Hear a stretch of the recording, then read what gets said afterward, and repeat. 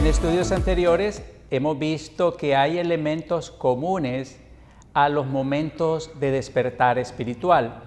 Tanto en los días de Samuel como en los días del rey Josías, nos damos cuenta que lo que provocó, lo que produjo estos grandes movimientos o estos grandes momentos de despertar espiritual en el pueblo de Israel fueron algunas condiciones, algunos elementos, algunas acciones que ellos hicieron. En el estudio de hoy vamos nuevamente a aprender lo que la Biblia nos enseña por medio del ejemplo de uno de los grandes momentos, de uno de los momentos más hermosos y más trascendentales en la vida de este pueblo. ¿Cuáles son los elementos? ¿Cuáles son esas condiciones? ¿Cuáles son las características que van acompañando a un avivamiento? El título del estudio de hoy es Una fiesta milenial. Examinemos un poco, para poner en contexto, qué es lo que estaba pasando con el pueblo en los días en que este evento que vamos a estudiar hoy se dio. ¿Cuál era la condición nacional de Israel? Recordemos, hermanos, que inicialmente Dios había sacado al pueblo de Israel de la esclavitud de Egipto por medio de la mano de Moisés. A través de los profetas durante muchos siglos, Dios les advirtió al pueblo que debían obedecerle. Si no lo hacían, iban a volver a ser llevados cautivos por otros pueblos y volver a ser esclavizados. El pueblo, sin embargo, se obstinó en desobedecer, se obstinó en no acatar las indicaciones de Dios, y Dios, fiel a su promesa, utilizó a los asirios y a los babilonios para llevar cautivo al pueblo. Recordemos, hermanos, que en los días del rey Roboam, la nación de Israel se había dividido y se habían quedado 10 tribus en lo que se llamaba el reino del norte y 2 tribus al lado en lo que se llamaba el reino del sur, Judá y Benjamín, con la capital Jerusalén. El reino del norte tenía la capital Samaria. Y durante muchos años, después del rey Roboam, hubo esos reinos separados, se le llama, por cierto, el reino dividido, y hubo un rey en cada una de las capitales. Dios utilizó a los asirios y ellos en el 722 invadieron el reino del norte y se llevaron cautivas las 10 tribus y las dispersaron por todo el imperio. Quedó únicamente el reino del sur con Jerusalén como capital. Pasaron 135 años y el reino del norte fue invadido por Babilonia. Recordemos que cuando el reino del norte fue invadido era Asiria el imperio gobernante, pero vino Babilonia, aplastó a Asiria y ahora era Babilonia la que era, era la potencia mundial, era el imperio gobernante, el imperio dominante.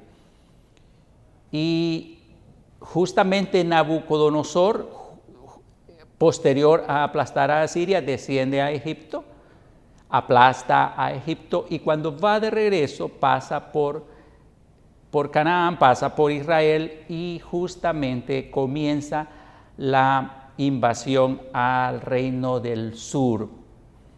Esta invasión se dio en 3 oleadas. La primera, como digo, sucedió en este momento, era el año 605 y nosotros conocemos justamente la historia de que en este momento se llevó a la nobleza, se llevó a lo más florido de la nación de Israel. Entre ellos se fue Daniel, que por el libro de Daniel nosotros conocemos que se fue él y otros jóvenes de la nobleza. La segunda oleada o la segunda invasión de los babilonios sucedió en el año 598. Aquí se llevaron mucho pueblo, muchos israelitas. Se llevaron también parte de los tesoros de la casa del rey y se llevaron entre ellos a uno de los profetas que nosotros conocemos. Se llevaron a Ezequiel. Y la tercera oleada, la tercera invasión sucedió en el 586. Este año, recuérdenlo muy bien, que es cuando vino Babilonia, el ejército arrasó completamente con la ciudad y destruyeron el templo y se llevaron todos sus tesoros. Esto lo relata muchísimo Jeremías, y también las Lamentaciones de Jeremías describe cuál fue la situación, cuál fue la condición en que quedó la ciudad después de la invasión en el año 586. Ahora, hablemos un poco de cómo el avivamiento comienza. El pueblo fue llevado cautivo, estaban en Babilonia, pero el tiempo comenzó a pasar. 66 años después de la primera oleada o la primera deportación a Babilonia, a causa de los pecados del rey de Babilonia, Dios los entregó en manos de los medos y los persas. Ustedes recuerdan, esto lo relata el libro de Daniel, que Belsasar, quien era el rey en ese momento, estaba celebrando una fiesta y manda a traer los vasos, que eran los vasos consagrados para el servicio del templo de Dios. Los manda a traer para celebrar, para brindar entre todos sus invitados. Justamente esa misma noche aparece una mano en donde le dice: tu reino va a ser quitado. Escribe, hace una escritura en la pared, y la traducción, que por cierto la hizo Daniel, decía exactamente: tu reino va a ser quitado de ti. Justamente esa misma noche, el ejército persa había desviado el río que rodeaba la ciudad de Babilonia y que le servía como de una defensa natural. Había desviado el río y por el cauce estaba entrando el ejército persa, y justamente esa misma noche cayó el imperio babilonio. Comenzaron a gobernar entonces los medos juntos con los persas, y un año después de la derrota de Babilonia, de la caída de Babilonia, se emite el famoso decreto de Ciro, que lo leemos en el capítulo 1 del libro de Esdras. Ciro derrotó a Babilonia en el 539, y un año después se emite ese decreto que permitió a los judíos que habían estado cautivos en Babilonia poder regresar. Aquí comienza el avivamiento. Había un remanente que estaba desesperado, estaba ansioso por querer volver a su tierra, por querer ir de nuevo a esa ciudad santa, a esa ciudad amada. Y ahora, a través del decreto de Ciro, se les da esta oportunidad. Habían pasado 67 años desde la primera deportación. Y así como hubo 3 oleadas, hubo 3 deportaciones, también hubo 3 regresos, 3 retornos. El primero de ellos fue liderado por Zorobabel, quien regresó en el 538. Como dije, Babilonia cayó en el 539 y un año después se da el decreto de Ciro. En el 538 regresa Zorobabel con aproximadamente 50,000 personas, y trajeron muchas riquezas y mucho tesoro. Eso lo dice Esdras, capítulo 2, versículos 64 y 65.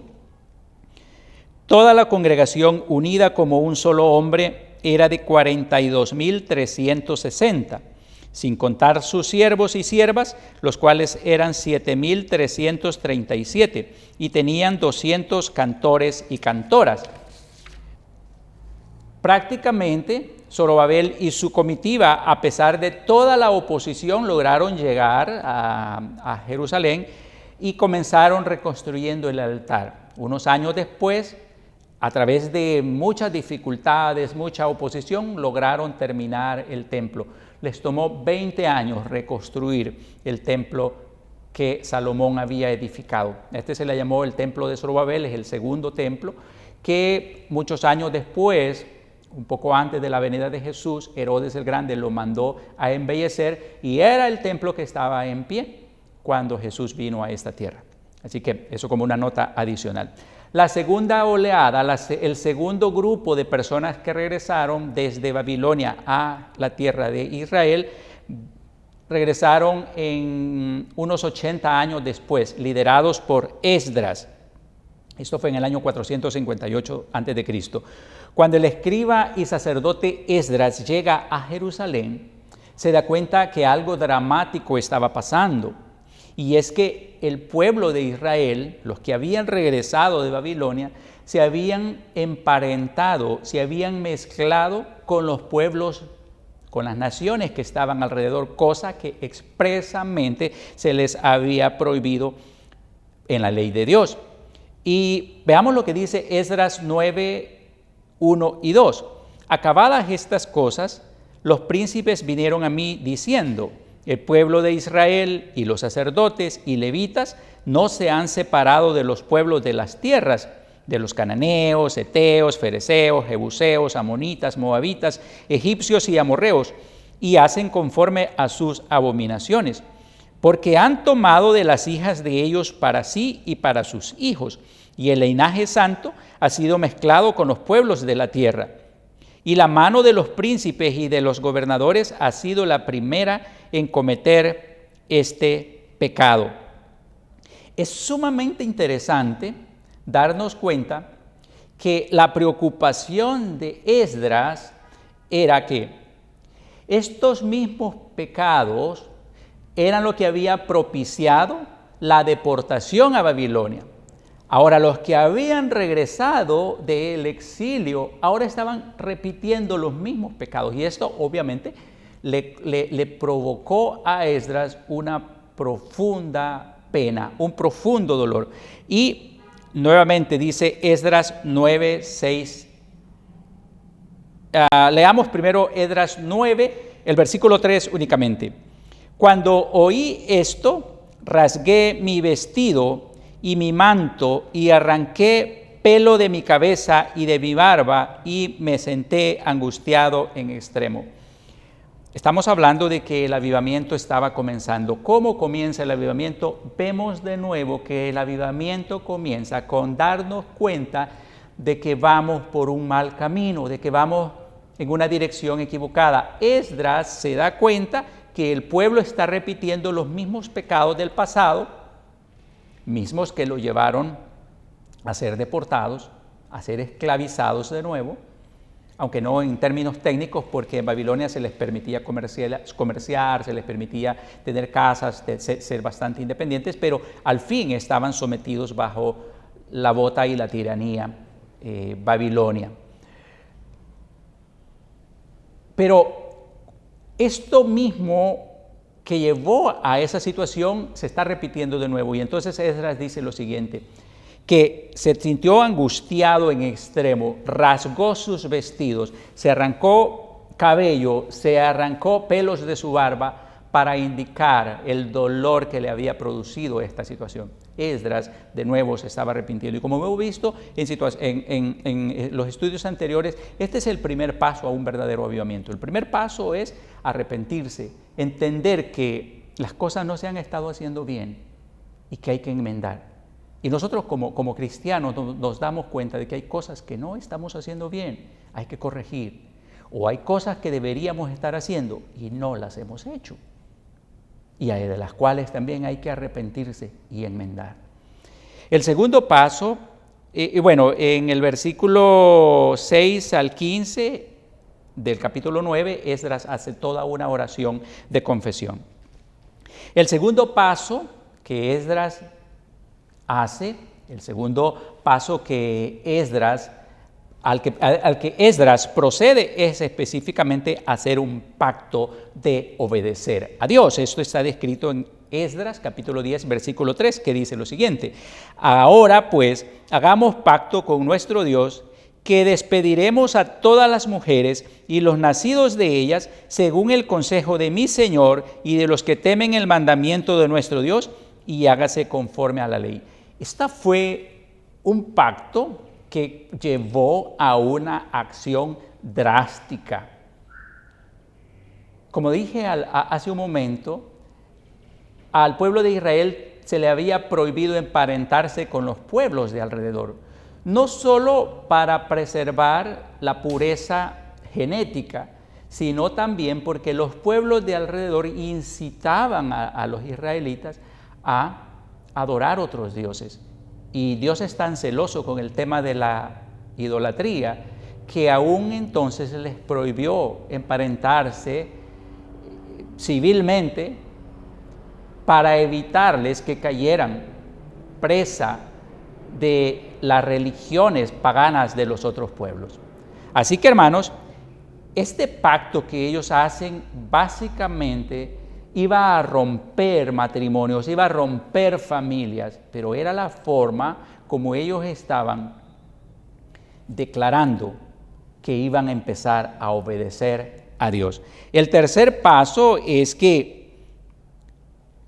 tomaron acciones específicas, tomaron acciones rotundas para hacerlo. Y se describe en Esdras en el capítulo 10, prácticamente todo el capítulo describe cómo los sacerdotes, los levitas, los principales empezaron a despedir a sus mujeres y a sus hijos. Piensen un momento en esto. Lo duro que debe haber sido para estos sacerdotes, para estos levitas, para todos los que se habían emparentado, se habían juntado, se habían casado con mujeres extranjeras. Despedir a sus esposas, despedir a sus hijos. Esto debe haber sido duro, pero era la manera, era la única forma como ellos podían enmendar, como ellos podían corregir. Y el avivamiento está comenzando, el avivamiento está tomando forma, porque el arrepentimiento no solo involucra confesión, no solo involucra pedir perdón, sino que involucra también acciones específicas que indiquen que realmente nos hemos arrepentido. La Biblia dice, aquel que confiesa su pecado y se aparta, alcanzará misericordia. No basta con confesarlo, hay que hacerlo, por supuesto, pero hay que tomar acciones que indiquen que vamos ahora por el buen camino, vamos a empezar a caminar por el buen camino. Ahora el avivamiento, vamos a hablar un poco ahora cómo el avivamiento se va consolidando. Y el avivamiento toma forma, llega a su clímax, llega a su plenitud, cuando regresa el tercer grupo. Este tercer grupo viene liderado por Nehemías y viene más o menos unos 13 años después de Esdras. Y cuando llega a Jerusalén se da cuenta de algo muy importante, y es que el pueblo ya está cada quien en su casa, ya está cada quien en sus territorios, el templo ya está levantado, pero la ciudad no tiene muros. Está prácticamente indefensa. Entonces Nehemías llama a todo el pueblo, llama a toda la nación, a todos los que han regresado, a que vayan y se unan a reconstruir el muro. Y eso lo dice, y este es el cuarto paso. Esto viene a darle forma al avivamiento. Está en Nehemías 8:1. Dice lo siguiente: y se juntó todo el pueblo como un solo hombre en la plaza que está delante de la puerta de las aguas, y dijeron a Esdras el escriba que trajese el libro de la ley de Moisés, la cual Jehová había dado a Israel. Y el pueblo pidió al sacerdote Esdras que leyeran la ley de Dios. Aquí, hermanos, viene el quinto paso, viene el paso sumamente importante, y es que el pueblo, después que ha reconstruido el muro, después que se han unido y han reconstruido el muro, el pueblo decide escuchar, volverse a la palabra de Dios, volverse a lo que Dios había mandado, y le piden a Esdras que venga y que lea la ley al pueblo. Vean qué interesante que es. Hacen una tarima, Esdras se para en la tarima, estaba más arriba que el pueblo, y comienza a leerles la ley. Y mientras están leyendo se dan cuenta que están en una fecha que debería celebrarse una fiesta. Es la fiesta de los tabernáculos. De hecho, era una de las 3 fiestas que ellos estaban obligados a celebrar en el año. Se dan cuenta que están en la fecha correcta y deciden en ese momento convocar a una gran fiesta. Dice Nehemías 8, 9 y 10. Y Nehemías el gobernador y el sacerdote Esdras, escriba, y los levitas que hacían entender al pueblo, dijeron a todo el pueblo: día santo es a Jehová nuestro Dios, no os entristezcáis ni lloréis, porque todo el pueblo lloraba oyendo las palabras de la ley. Luego les dijo: id, comed grosuras y bebed vino dulce y enviad porciones a los que no tienen nada preparado, porque día santo es a nuestro Señor. No os entristezcáis, porque el gozo de Jehová es vuestra fuerza. Nehemías, Esdras, los sacerdotes y todos los levitas le dijeron al pueblo: es momento de celebrar, porque nos hemos vuelto a nuestro Dios.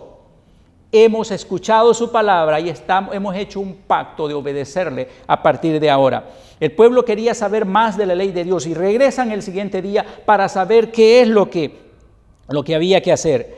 Y se dan cuenta que justamente en el mes en que estaban había que celebrar una fiesta. Y dice Nehemías 8, 16 al 18. Salió pues el pueblo y trajeron ramas e hicieron tabernáculos, cada uno sobre su terrado, en sus patios, en los patios de la casa de Dios, en la plaza de la puerta de las aguas y en la plaza de la puerta de Efraín. Y toda la congregación que volvió de la cautividad hizo tabernáculos, y en tabernáculos habitó, porque desde los días de Josué, hijo de Nun, hasta aquel día no habían hecho así los hijos de Israel, y hubo alegría muy grande. Y leyó Esdras en el libro de la ley de Dios cada día, desde el primer día hasta el último, e hicieron la fiesta solemne por 7 días, y el 8º día fue solemne asamblea, según el rito. La fiesta de los tabernáculos estaba establecida en Levítico 23, 33 al 36.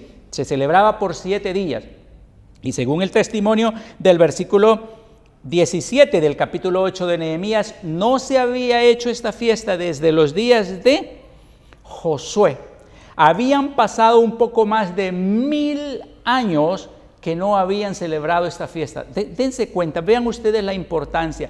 Y llegó este avivamiento a tal grado que celebraron una fiesta que no habían hecho en 1000 años. El pueblo estaba feliz, ese pueblo estaba alegre, todos estaban disfrutando, todos estaban emocionados y felices en la presencia del Señor, al darse cuenta que volverse a su palabra y obedecerla era lo que les traía la bendición. Y vean ustedes qué interesante. La Biblia, la historia del Antiguo Testamento, de lo que nosotros llamamos el Antiguo Testamento, que los judíos le llaman el Tanaj, termina con este avivamiento. Vean ustedes qué hermosa manera de cerrar el telón de la historia del Antiguo Testamento, con una fiesta en donde todo el pueblo que había vuelto de la cautividad estaba celebrando su regreso, no solo a la tierra amada, no solo a la adoración en el templo, sino su regreso a la palabra de Dios. Que el ejemplo del avivamiento en los días de Esdras y Nehemías nos sirva a nosotros para que provoquemos también un avivamiento en nuestros días. Que Dios nos bendiga a todos.